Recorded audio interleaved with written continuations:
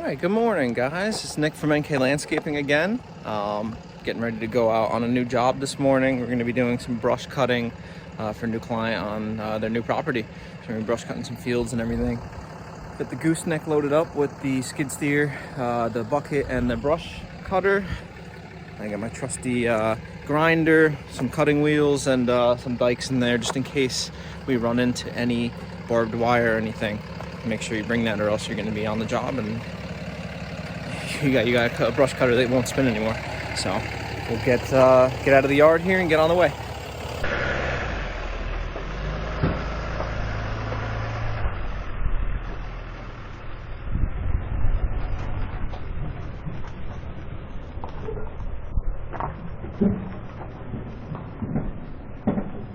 So I'm letting the machine warm up while I unstrap everything. There's the brush cutter. Here's the property. So right here in front of us is one of the fields. There's another field on the side of the driveway and two in the back there. So once I get everything unloaded, I think I'm gonna throw up the drone just to get a good aerial of everything. And maybe we can see if we can get some before and after pictures here. All right, let's get unloaded. So here's the field on the left, small field, then the larger field on the right. That's a pretty good sized one. We have this smaller field in the middle. It hasn't been cut in a long time. And then the main field is probably the biggest one, the flattest, and pretty overgrown. Alright, so we've brush cut a decent amount of the first field here. It's tricky to see from in here, but I'm kind of just pawing along at the edge here. It used to look like that, and some thick brush. So I'm just pawing along, kind of cleaning up to this rock wall. Found some bathtubs already. Basically everything to the left of that line, I might be able to hit a little bit, but as you can see, it's pretty wet. I'm sinking in, and I don't want to get the machine stuck since the other machine is out on the job. But from here, we're gonna jump over across this rock wall. There's like a little path here we might clean out, and then above us, up in that corner is another big field. I think the front of this one and that one in front of the house, like directly in front of the house, that's just gonna be too wet to do anything with today. I'm just gonna absolutely destroy the ground. So we're gonna have to wait for that to dry out, but I'll keep on working on this big field and definitely the other main field and probably the sections between it, as long as it's not too wet. So here we go. So here you can see I'm just kind of pawing at this brush. I say pawing, you see I'm lifting up the brush cutter and then putting it down. So this is like taller brush that I don't really want to drive through because it might, come back on the machine. So I'm taking the brush cutter, kind of lifting it up just with the curl function of the machine, and that gets the blades up a little higher, and I'm able to kind of munch down on the pile instead of just driving straight through it. And then you'll see here, as I kind of get through the thick of that there, I'm then able to just, keep the brush cutter low on the ground and just drive forward like a regular mower. I don't know why the drone didn't capture any sound from this, but otherwise you'll have to deal with the silence for a minute. But yep, just mowing forward here. That's how the majority of this stuff goes. The outsides of the fields where it is thicker, up against the rock walls, you want to kind of paw at things especially where you can't see what's in front of you. You don't want to, drive into something that could be buried under the brush.